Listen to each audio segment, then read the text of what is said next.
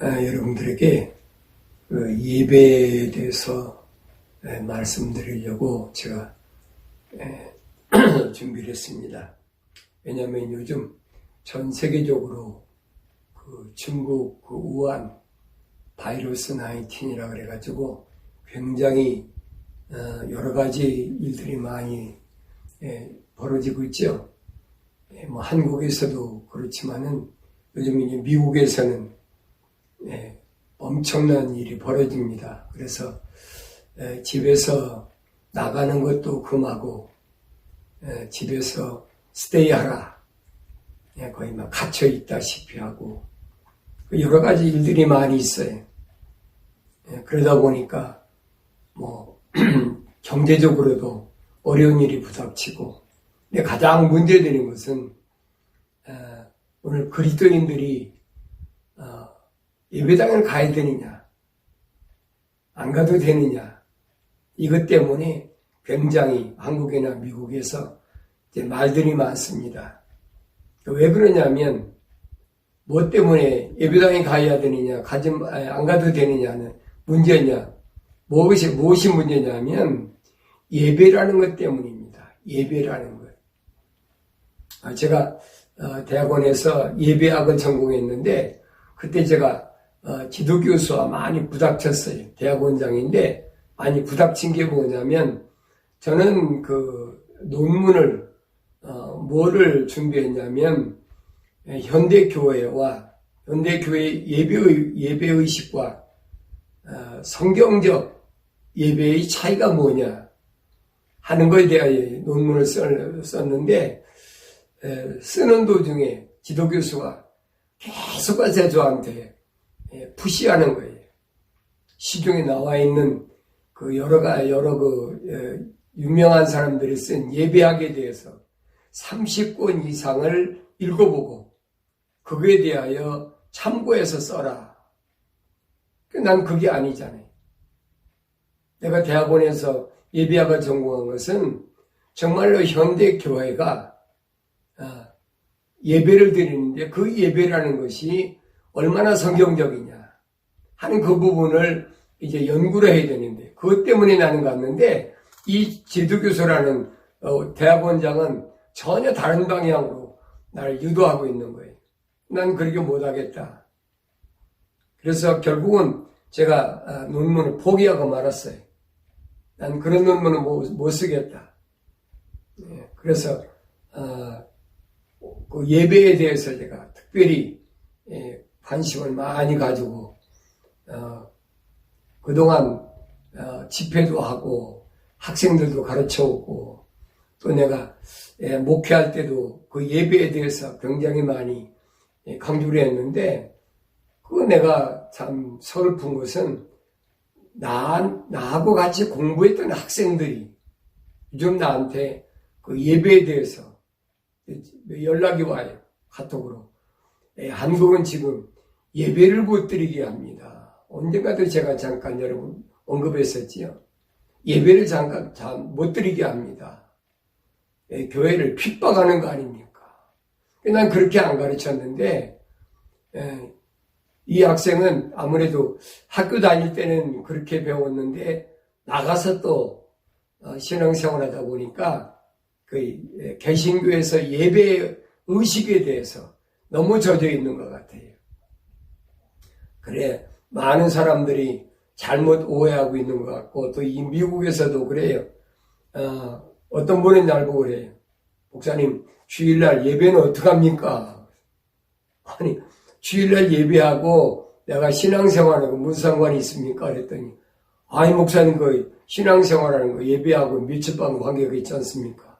맞아요, 밀접한 관계가 있어요. 근데 성경적으로 예배가 뭐냐 하는 것을 잘 이해를 못하기 때문에, 또 잘못 배웠기 때문에, 여러분들이 성경을 읽어서도 잘못 오해하기 때문에 그랬단 말이에요. 저도 그랬어요. 저도 어려서부터 모태 신앙이니까 어려서부터 계속 예배 드리면서 자랐고, 또 주일날은 누구보다도 예배 많이 열심히 참석해야 됐고, 그래 자랐어요. 또 내가 신학교 와서도 또 공부할 때도 뭐 예배 안 드리면 안 되는 걸로 그렇게 알고 왔고, 근데 내가 성경을 연구해 보면 성경엔 예배가 두 가지가 있어요. 뭐가 있냐? 기독교 예배와 그 다음에 유대교의 예배 의식이 있어요. 기독교에서의 예배와 유대교에서 예배 의식은 뭐냐는 거예요. 이걸 분간해야 되는데 이걸 분간을 못해요. 다시 말하면 유대교에서 그 예배 의식은 예수님이 오시기 이전의 예배 의식이에요. 그리고 예수님이 오셔서의 예배는 그 유대교의 예배 의식과는 아무 상관이 없어요. 더 쉽게 표현하면 유대교에서의 예배 의식은 어떤 틀에 잡혀 있다면, 다시 말하면 시간과 공간의 구애를 받고 예배를 드려야 된다면, 주님이 오셔서 이 예배에 대해서 말씀하신 것은 시간과 공간의 구애를 받지 말라는 거예요. 언제든지 내 삶이 예배화가 되어야 된다는 거예요.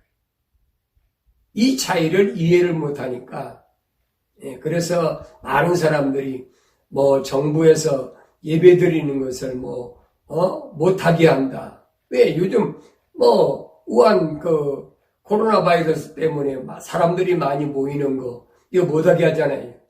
여기서도요 6피트지요. 한 2m 정도는 언제든지 거리를 두고 모이라고 해요. 10명 이상 모이면 안 되고, 그리고 여기 조지아 그 주지사도 지금 고민하고 있다는 거예요. 주일날 예배 드리는 그 예배 행위를 금지해야 되느냐 말해야 되느냐. 이것 때문에 상당히 고심을 하고 있다. 그런 내가 뉴스를 들었습니다. 그럼 우리가 이것을 어떻게 받아들여야 되느냐, 어떻게 받아들여야 되느냐. 우리는 성경적으로 받아들여야 된다. 성경적으로. 오늘 성경으로 돌아가서 한번 보겠습니다. 오늘 요한복음 4장 20절 보면 예수님께서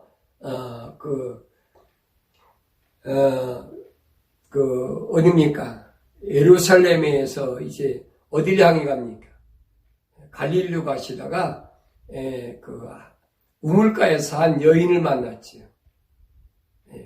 그 여인을 만났는데 여인과 그 대화하는 도중에 일어난 그 대화 내용입니다. 거기서 주님은 이 여인에게 예수님이 오신 목적, 예수님이 이 땅에 오심으로 인해서 어떻게 예배드려야 되느냐, 구약적 예배드리느냐, 신학적 예배드려야 되느냐, 이 부분을 명확히 말씀해 주시고 있는 거예요.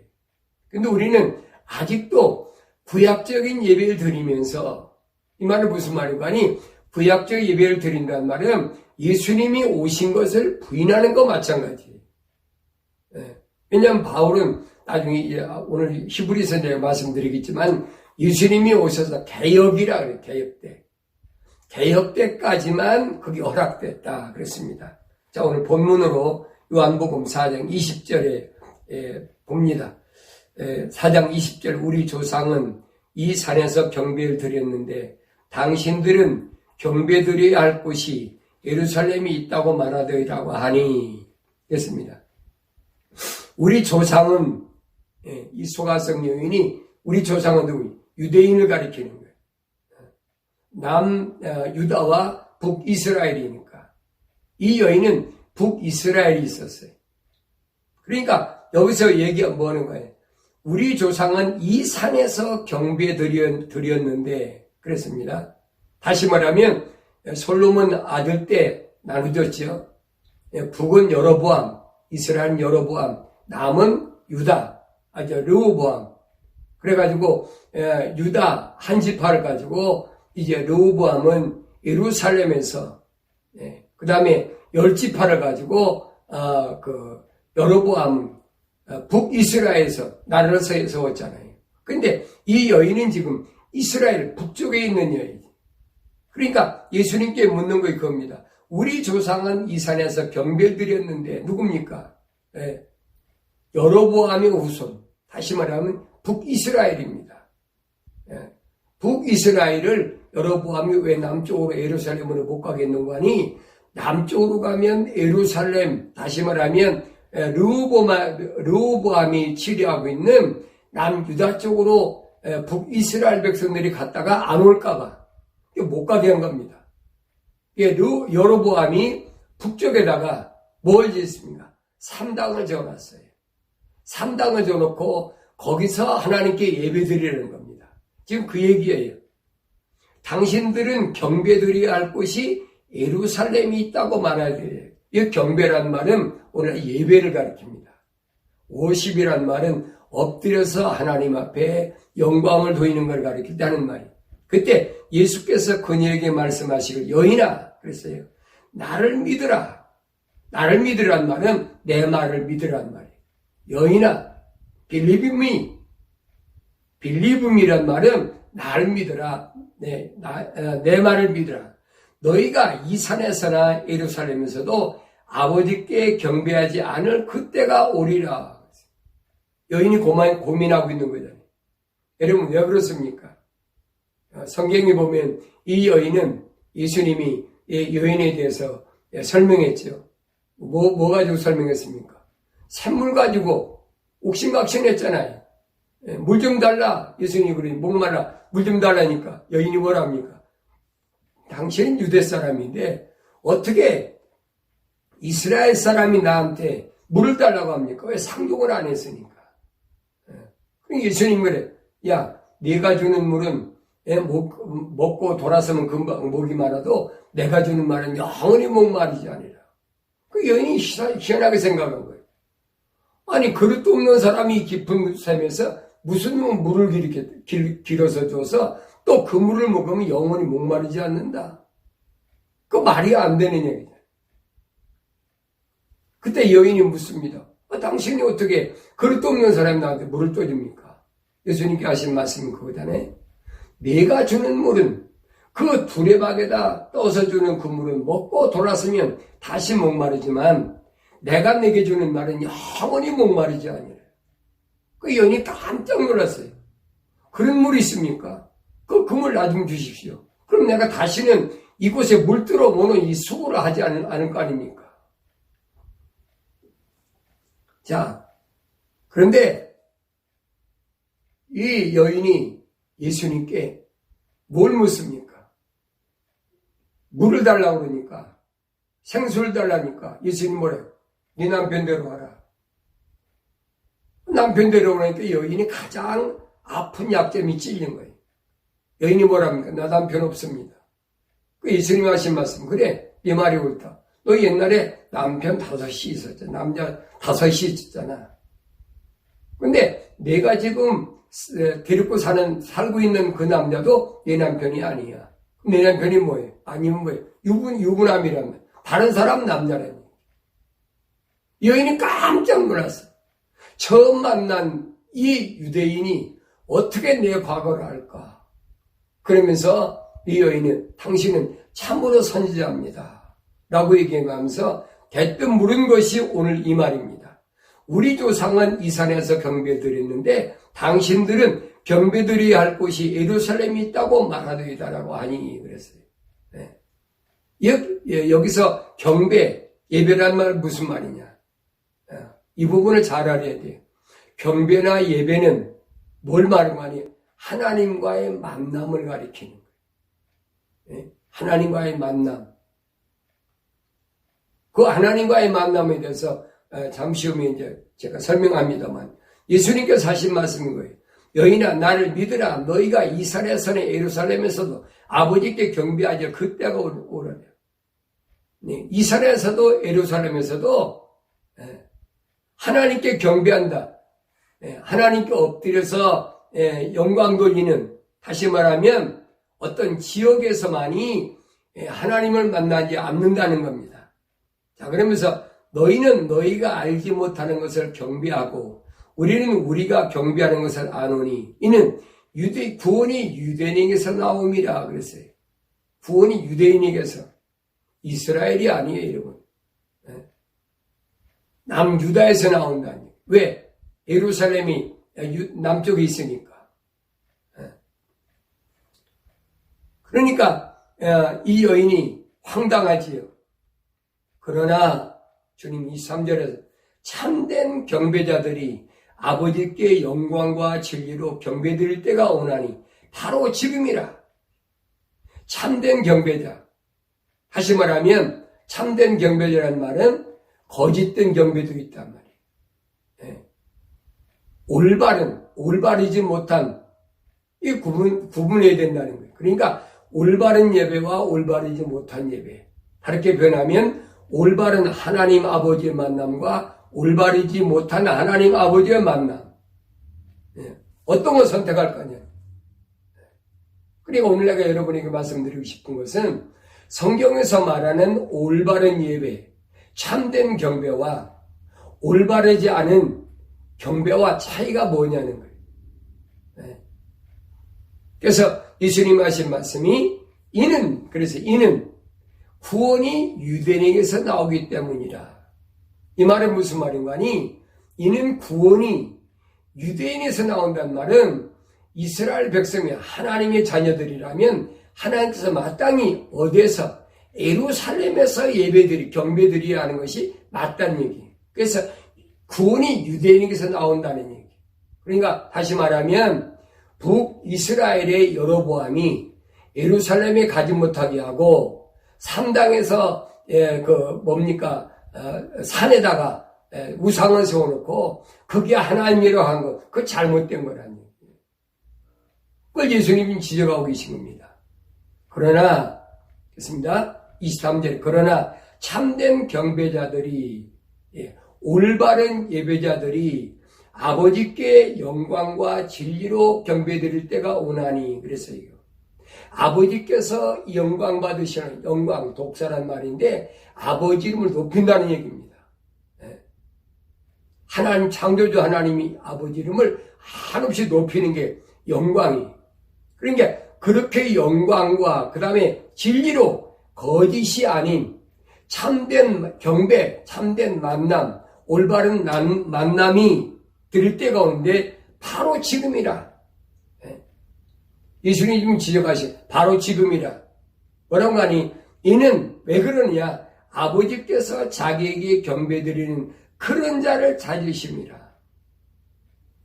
하나님 찾으시는 자는 어떤 자예요?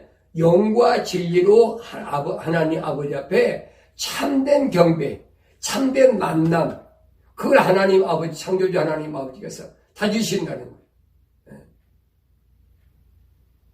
그런데 여러분이 일주일에 한번 주일날 예배당에 가서 정말로 참된 하나님 아버지를 만났습니까? 주일날 가면 형식적으로 하나의 의식적으로 습관적으로 그렇게 가지요.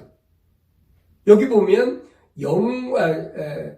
영광과 진리로 그랬는데 영광과 진리로 예배드리려면 어떻게 되느냐? 하나님께 예배드리는 사람은 24절을 보니까 하나님은 한 영이시니 그랬어요. 주님이 말씀하신 거 여러분 잘 들으셔야 돼요. 하나님은 한 영이시니 이 말은 무슨 말이냐? 하나님은 유일하시니 이 말입니다. 피조물에게 영광 받으실 분은 한 분이란 말이에요. 피조물은 피조물에게 영광 돌리는 게 뭐예요? 그게 우상이에요, 여러분. 그거 아셔야 돼요. 하나님, 한 영, 그분께 경배드리는 자들이 있는데 그 사람들은 누구냐? 영과 진리로 경배드려야만 하니라. 영과 진리. 다시 말하면 물과 성령으로 거듭난 영적으로 된 그 사람이 하나님을 만나는 것이 참이라 진리란 말이에요. 그러니까 여러분 물과 성령으로 거듭나지 못한 사람이 주일날 여러분 성경 찬송도 요즘 성경 찬송 안 들고 다니니까 옛날 다 들고 다녔잖아요. 그때 일주일에 한번 예배당에 가서 교회라고 간판 붙인 건물에 가서 예배드린다고 그게 하나님 만나는 영광 만나는 건지 지금 오늘 본문에서 주님 말씀하시잖아요. 하나님은 한 영이시니 그분께 경배드리는 자들은 영과 진리로 경배드려야만 하리라고 하시니라. 하나님을 만나야 하는 것이 예배인데 못 만났다는 거잖아요. 여러분이 물과 성령으로 거듭나지 못하고 성령 받지 못하고 올바로 하나님과 만나지 못했다면 여러분이 지금까지 예배는 허송세월한 거예요. 얼마나 무서운 말인가 여러분 아셔야 돼요. 그래서 기독교의 가장 핵심적인 게 뭐냐? 교리가 뭐냐면 예배입니다. 예배. 근데 그 예배는 어떤 예배냐? 그 예배는 주님이 말씀하신 예배, 참된 예배, 영과 진리로 드린 예배가 된단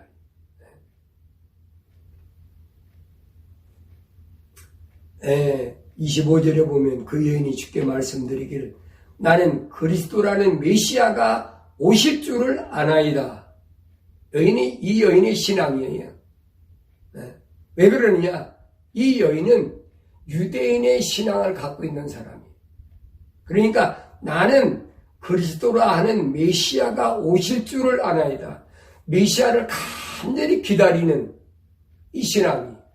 왜냐하면 메시아가 와야 자기들이 해방될 수 있다고 생각했어요.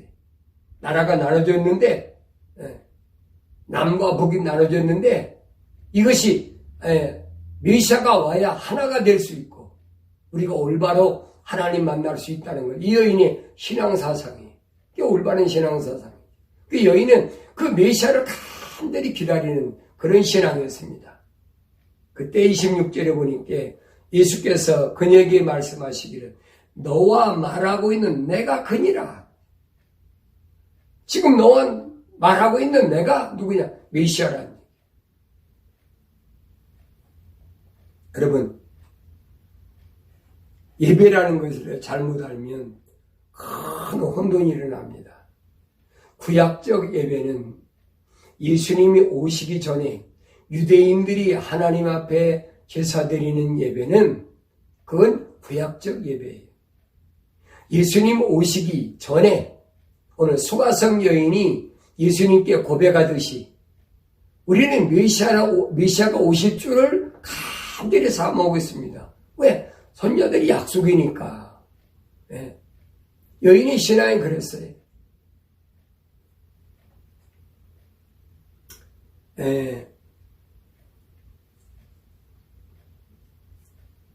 구약에서는 경배라, 신약에서는 예배라 얘기를 했습니다. 이 두 단어의 공통점이 뭐냐?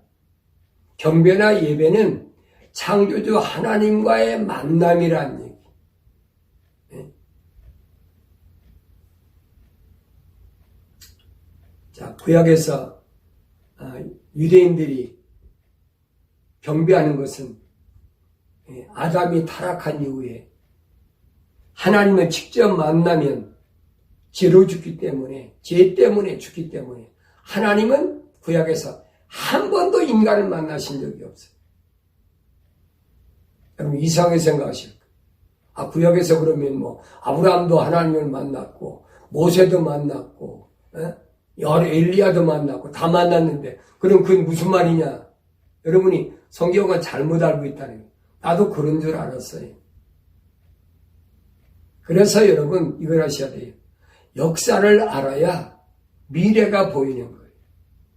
하나님 창조주 하나님의 창조 역사, 또 하나님이 창조하신 그 인간들의 역사, 그 인간들 중에 특별히 하나님께서 누굴 통해서 아브라함과 이삭과 야곱과 요셉을 통해서 그들이 어떻게 이제 애굽 땅에 가게 됐고 그 역사잖아요. 그런 역사를 올바로 알아야만이 여러분 메시아를 이 여인처럼 기다리게 되고 그리고 이 여인처럼 메시아를 기다리는 그런 올바른 신앙이 있어야 뭘 기다리냐? 재림의 주를 기다릴 수 있는 거예요. 오늘은 그거에 대해서 말씀드리려고 하는 것이 아니라 예배에 대해서 말씀드리려고 하는 거니까 여러분 귀담아 잘 들으셔야 됩니다. 제가 주일에는 요한계시록을 강해라 하는데, 요즘에는 우한, 신종,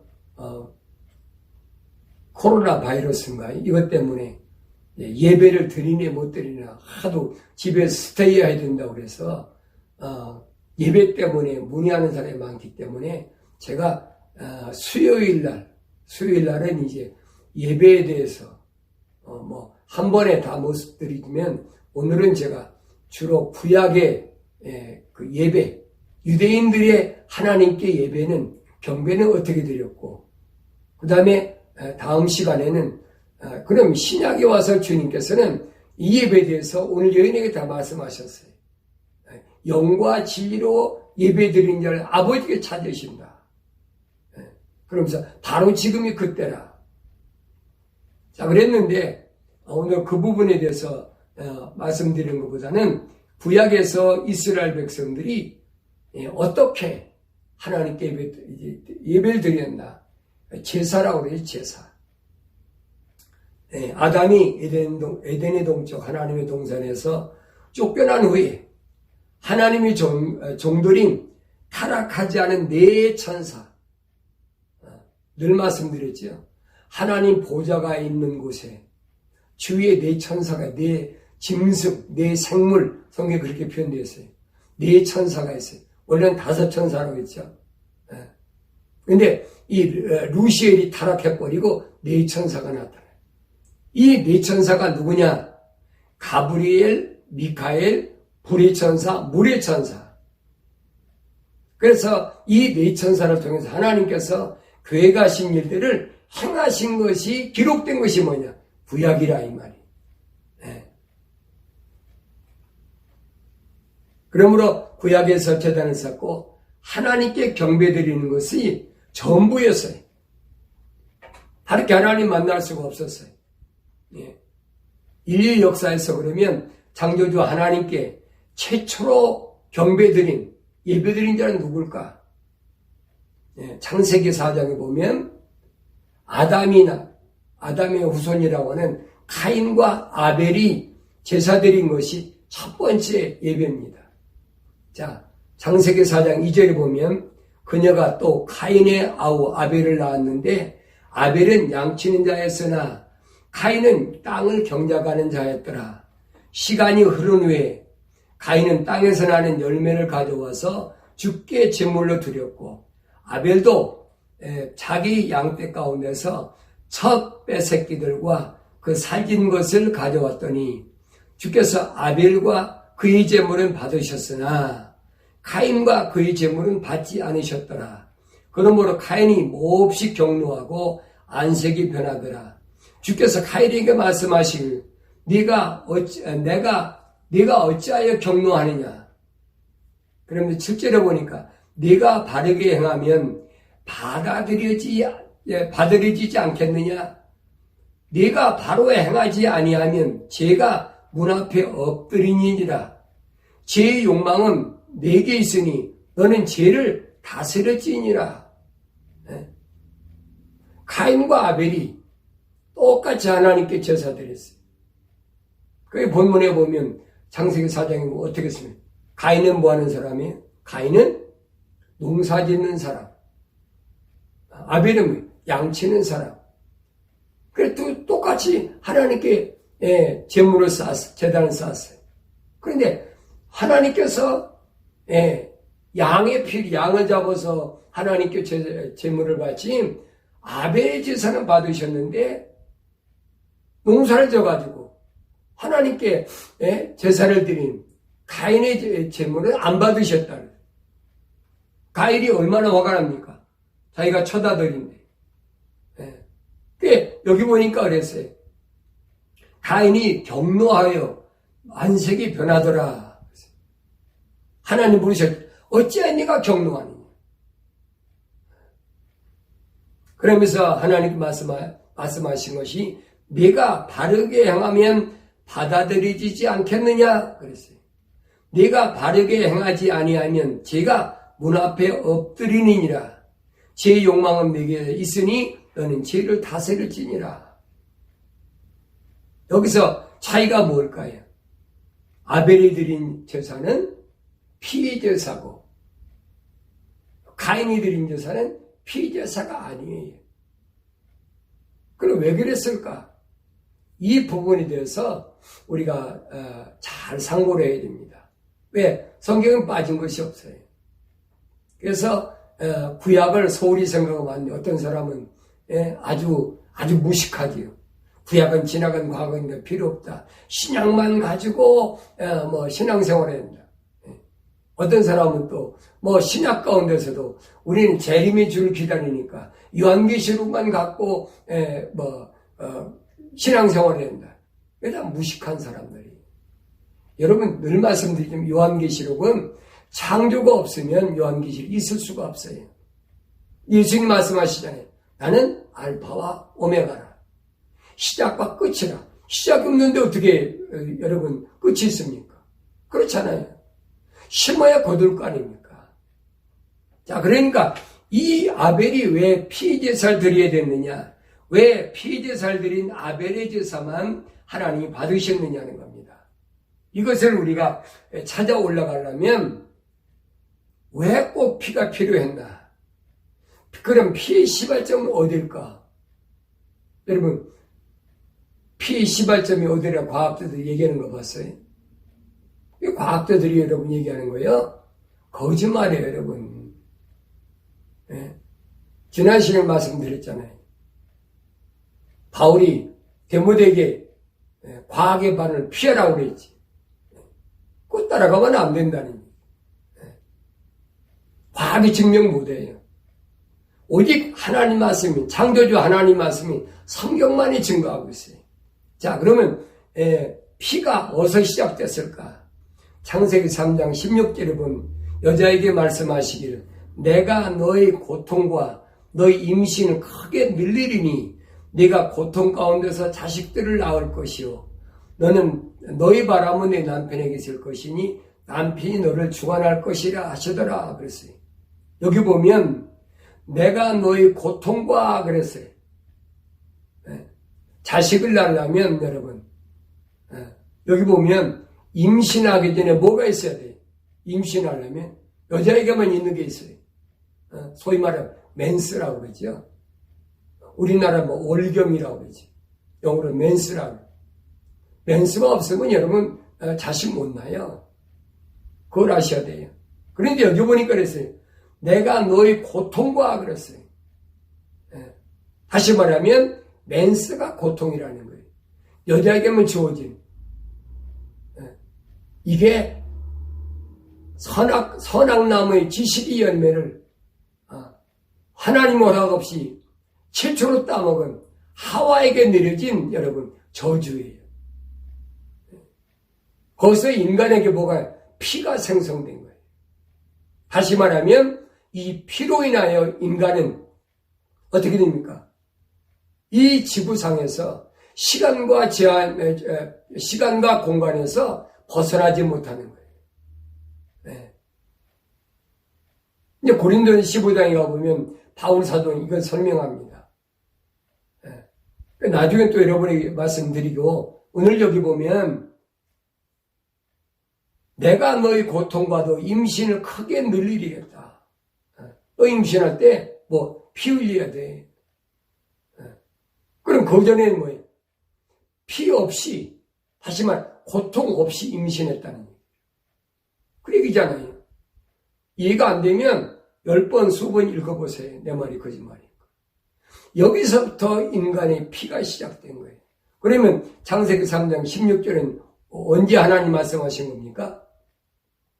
이것은 선악 나무의 지식의, 선과 악의 지식의 나무에 따먹고, 하나님께로부터 저주, 형벌받을 때 나온 얘기예요.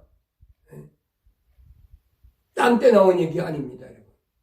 그리고 나서 하와는 에덴 동산에 쫓겨나가지고 누굴 낳습니까? 가인과 아벨을 낳았잖아요. 그러니까 에덴 동산, 하나님의 동산에서는 고통이 없이 자식을 낳을 수 있었는데 이 말입니다. 에덴 동산에 쫓겨나가지고 난 것이 가인과 아벨이라 이 말이에요. 그래서 아벨이 양을 치는 목동이었는데 양을 잡아서 피해 제사를 드렸단 말은 죄를 제거하는 제사를 드렸다는 거예요. 하나님은 그래서 아벨의 제사를 받으셨다는 거예요. 자, 이것을 하나님께서는 뭐라고 설명하고 있느냐? 하나님께서 이렇게 말씀하신 것을 사도 바울은 뭐라고 설명하고 있느냐? 자, 보세요. 가인과 아벨의 제사가 왜 아벨이 피제사를 드려야만이 하나님 받으셨을까 하는 부분입니다. 히브리서 9장에 보면 정확히 바울 사도가 증거합니다. 그런즉 첫 언약에도 실로 하나님을 섬기는 율례와 그랬어요. 세상에 속한 성소가 있었도다. 여기 하나님을 섬기는 율례가 뭐예요? 율례를 다섯 말로 말하면 형례라고 형례. 하나님께 예배 드릴 때에 잘못 드리면 벌을 받는 그게 율례예요, 여러분. 그러니까 하나님을 섬긴다면서 하나님께 예배 드린다고 아무렇게 예배 드리는 게 아니란 말이에요. 그래서 바울이 말하면 첫 언약에도 실로 하나님을 섬기는 율례와 그랬어요. 하나님 섬기는 것도 네 마음대로 하는 게 아니라는 거예요. 두 번째로는 세상에 속한 성소가 있었도다. 두 가지. 하나님을 섬기는 율례는 어디에 해당돼요? 지성소에 해당되는 거예요. 그 다음에 세상에 속한 성소는 어디? 일반 성소에 해당되는 거예요. 나중에 제가 성막론을 설명드리겠습니다만은 그래서 구약에서는 성소와 지성소가 갈리게 되어 있는 거예요. 그래서 지성소는 반드시 아무나 못 들어가요. 대제사장 1년에 한 번 들어갔죠. 오늘 바울은 그걸 설명합니다. 그러면서 2절에 보니까 한 성막이 마련되어 첫째 부분에는 촛대와 상과 차려놓은 빵이 있는데 그것을 성소라 부르고 그랬어요. 이게 성소예요. 두 번째 보면은 두 번째 휘장 뒷부분을 지성소라 부르는데 거기에는 금의 향로와 전체를 금으로 산 언약궤가 있었고 그 안에는 언약궤 아닙니다.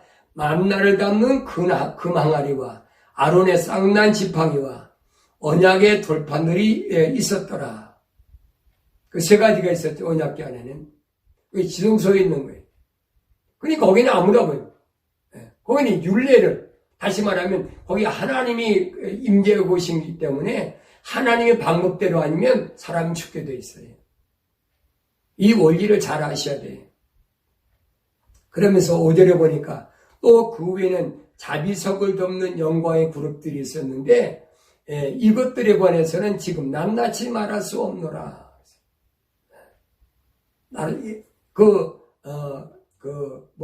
언약궤 위에는 자비석을 덮는 영광의 그룹들이 두 천사가 양쪽에서 이렇게 덮고 있었지요. 이것들에 관해서는 바울이 지금 낱낱이 말할 수가 없다. 이것을 우리가 해석할 수가 없는 거예요. 그러면서 6절에 보니까 이제 이런 것들이 이렇게 마련되어 있어서 제사장들이 언제나 첫째 성막 안으로 들어가서 하나님께 예배하는 일을 수행하나 그랬어요. 그게 첫째 성막이에요. 제사장들이 어디까지 갑니까? 첫째 성막 안으로 들어가서 하나님께 예배하는 일을 수행한다. 여기서 바울은 구약에서 제사장들이 성소에 들어가서 거기 떡상에 떡을 떼고 그 다음에 촛불에다 불을 켜고 하는 이런 일을 예배를 수행하는 일이라 그랬어요. 그건 제사장들이 얼마든지 할 수 있다는 게 수행하나. 두 번째는 둘째 성막은 대제사장이 1년에 한 번 혼자 들어가되 피 없이는 들어가지 못하였으니 이 피는 자기 자신과 백성들의 잘못들을 위해서 드려진 것이라. 여러분 지성소는 둘째 성막에는 못 들어간단 말이에요. 제사장들은 못 들어가요. 대제사장, 제사장들 가운데 뽑힌 한 사람, 그 사람이 1년에 한 번 들어갔어요. 언제? 7월 10일 날. 속죄의 날이라고 합니다. 1년에 한 번 속죄의 날. 이 피를 가지고 들어갔는데 이 피는 자기 자신과 백성들의 잘못들을 위해서 드렸던 것이라. 그래서 성령께서 이것을 통해 보여주시는 것은 그랬어요. 오늘 성령께서 우리에게 이것을 통해서 뭘 보여주시느냐. 첫째 성막에 서 있는 동안에도 지성소로 들어가는 길이 아직 나타나지 않았다는 것이라. 첫째 성막이 있다고 해서 여러분 지성소로 들어갈 수 없다는 거예요. 왜? 아무나 들으면 죽으니까. 그러니까 아무나 하나님 만날 수 있습니까? 못 만나지.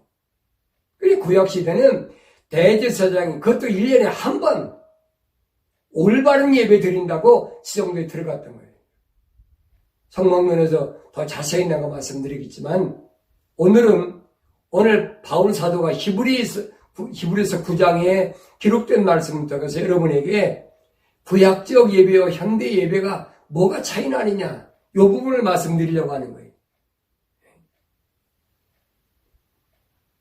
성령께서 이것을 통해 보여주신 것은 첫째 성막에 서 있는 동안에도 지성소로 들어가는 길이 아직 나타나지 않았다는 것이다. 여러분 성소는 들어갔어요. 지성소는 못 들어가. 하나님 못 만난다는 얘기. 그러니까 올바른 예배가 안 되는 거지. 예배라는 것은 경배란 월십이라는 것은 창조주 하나님을 만나는 것인데 구약에서 못 만났다는 거예요. 대제사장만 자기 죄와 자기 백성의 죄를 위해서 1년에 한 번 7월 10일 날 들어갔었다는 얘기. 성령께서 이것을 통해서 우리한테 지금 보여주신다는 거죠. 그것은 현재를 위한 모형이니 현재를 위한 모형. 이게 진짜가 아니란 말이에요.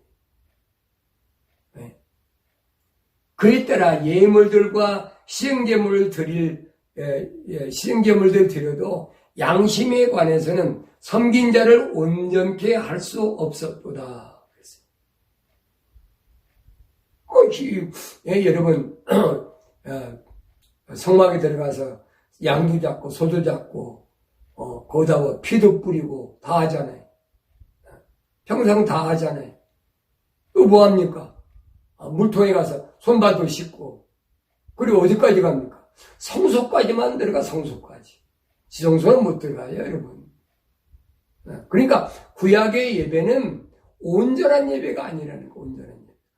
이것은 신약의 오늘날의 모형이라는 모형. 성령을 통해서만이 이게 보여질 수 있다는 거예요. 그래서 바울은 그것은 현재를 위한 모형이라. 그러면서 10절에 보니까 이 예배는 그랬어요.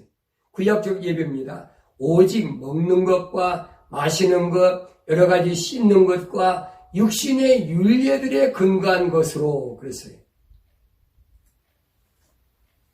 성소에 들어간 예배, 먹고 먹는 것, 마시는 것, 씻는 것, 팔로 씻자 성소 들어가니까. 이건 뭐냐면 육신의 율례를 근거한 것이다. 육신의 율례. 여기 율례가 뭐라고 했어요? 하나님을 섬기는 자의 뭡니까? 법도. 하나님을 섬기려면 그런 과정을 거쳐야 된다는 거예요. 이것들은 언제까지? 개혁의 때까지만 부과된 것이로다. 아셨어요? 개혁 때가 언제입니까?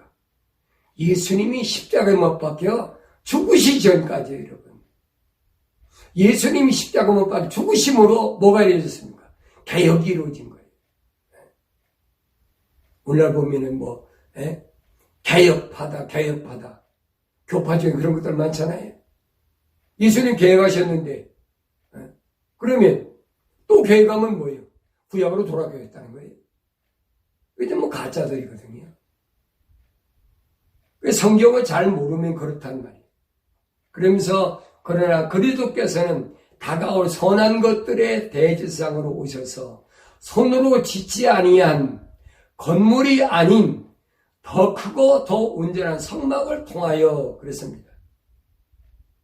메시아 예수님께서 이 땅에 오신 것은 다가올 선한 것들의 대제사장으로 오셔서 그랬어요. 선한 것들의 대제사장. 다시 말하면 선한 것은 뭐예요? 하나님에 속한, 하나님에 속한 게 아니면 선이 없어요. 세상에 착한 거 선이 아니에요. 이런 거 가짜 선이에요, 여러분.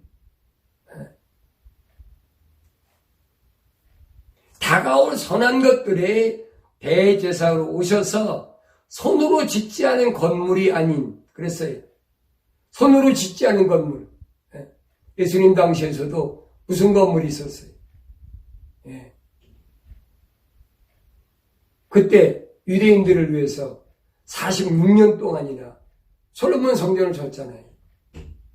그런 건물이 아니란 말이에요. 그러니까 오늘날 여러분 돈을 많이 들여서 수십억, 수천억까지 들여가지고 건물을 쳐가지고 그걸 성전이라 한 사람들 이거 다 가짜란 말이에요. 대형 교회다 어쩌는 것들 여러분 따라가지 마세요. 예수님 하신 말씀은 손으로 짓지 아니한 건물이 아닌 더 크고 더 온전한 성막을 통하여 그렇죠? 온전한 더 크고 온전한 성막이 뭡니까? 보이지 않는 교회. 그걸 말씀하시는 거예요. 그러면서 염소와 송아지의 피로 아니하고 오직 자신의 피로 한 번 성소에 들어가셔서 우리를 위하여 영원한 구속을 이루셨느니라. 그러면서 황소와 염소의 피와 암송아지의 죄로 불결한 자들에게 뿌려 그 육체를 정결케 함으로써 거룩하게 한다면 구약에서 어떡합니까? 제사장들이 어떡합니까? 황소와 염소, 송아지 이것들의 피로 이제 피를 잡아서 피를 뿌리고 또 그걸 불살라가지고 그랬잖아요. 불결한 자들에게 뿌린단 말이에요. 죄진 자들에게. 그래서 육체를 정결케 함으로써 거룩하게 한다면 그랬어요. 만약에 그렇게 해서 불결한 것들이 죄 지은 것들이 깨끗하게 된다면 이 말입니다. 하물며 14절을 보니까 영원하신 성령을 통하여 흠없는 자신을 하나님께 드린 그리스도의 피가 어찌 죽은 행실에서 너의 양심을 정결케 하여 살아계신 하나님을 섬기게 하지 못하겠느냐. 예수님이 십자가 못 박혀 죽으신 것은 다른 것이 아니라 그것이 영과 진리로 드리는 올바른 예배라. 바울이 그걸 설명합니다. 그러면서 이런 연유로 그의 새 언약의 중보자이시니 이는 첫 언약의 때에 범죄한 것들을 구속하려고 죽으심으로써 부르심을 받은 자들로, 부르심을 받은 자들이 뭐예요? 교회란 말이에요. 에클레시아. 건물이 아니에요, 여러분. 몸. 아직 교회론 할 때 말씀드렸지만 고린도전서 3장 16절에 보세요. 너희 몸이 하나님의 거룩한 성령인 것을 알지 못하느냐? 성령에 거하는 전인 걸 알지 못하느냐? 주님, 바울이 얘기했잖아요. 그러니까 올바른 성전은, 올바른 교회는 부르심을 받은 에클레시아, 부르심을 받은 자들이라 이 말이에요. 그 부르심을 받은 자들로서 그 영원한 유업을 약속을 받게 하려는 것이다.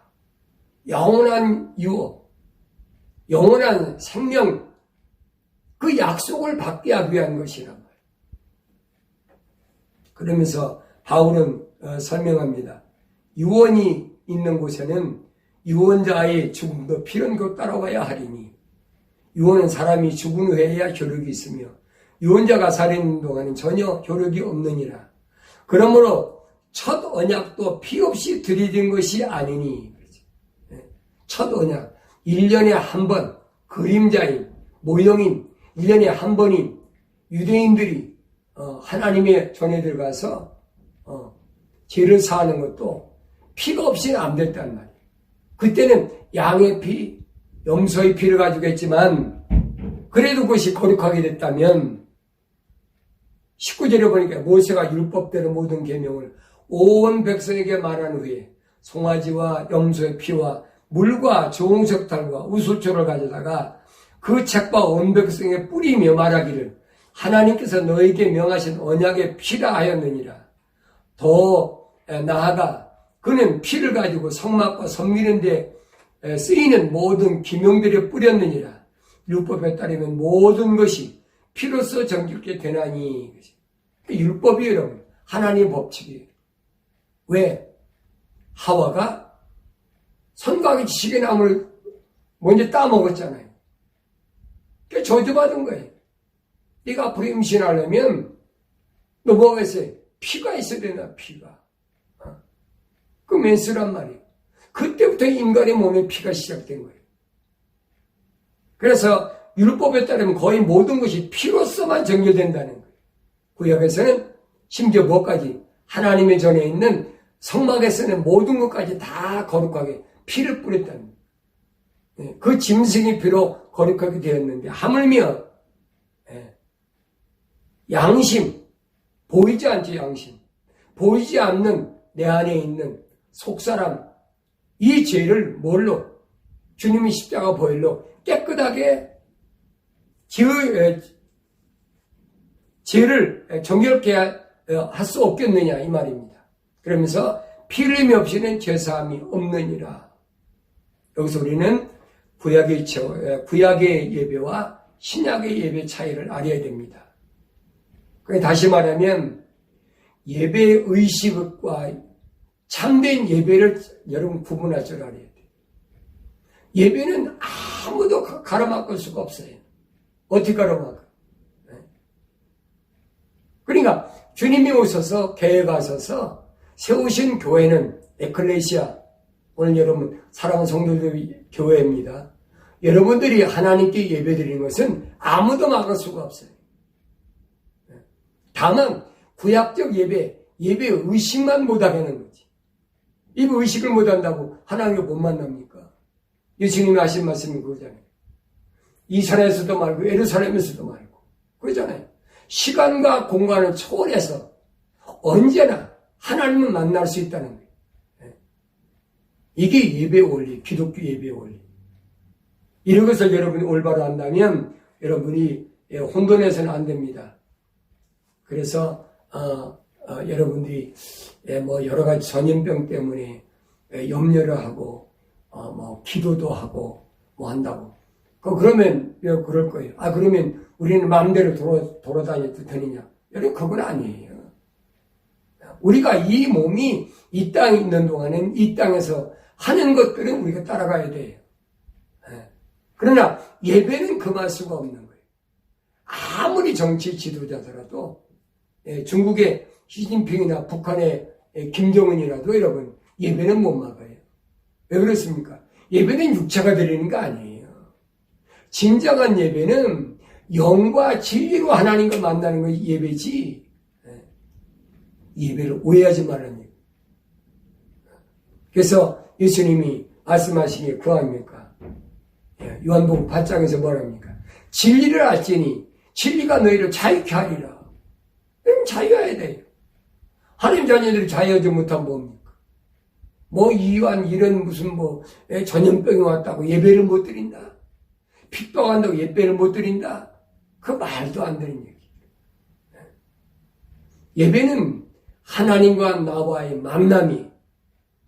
그런데 그 하나님과 나와의 만남은 뭘로? 영과 진리로만 만날 수 있는 거예요. 이 주님이 하신 말씀. 주님이 누구한테? 이방인이라고 하는 수가성 여인한테 하신 말씀. 그러니까 예수님 이후에 사도 바울은 히브리서 그랬죠. 개혁 때까지만이고 예수님이 오신 이후에 예수님이 세우신 교회, 그 교회 신앙생활, 기독교 신앙생활은 이전에 유대교회의 예배의식을 따라가지 말아요. 그 의식 속에 사로잡혀가지고 얼마나 기가 막혀요.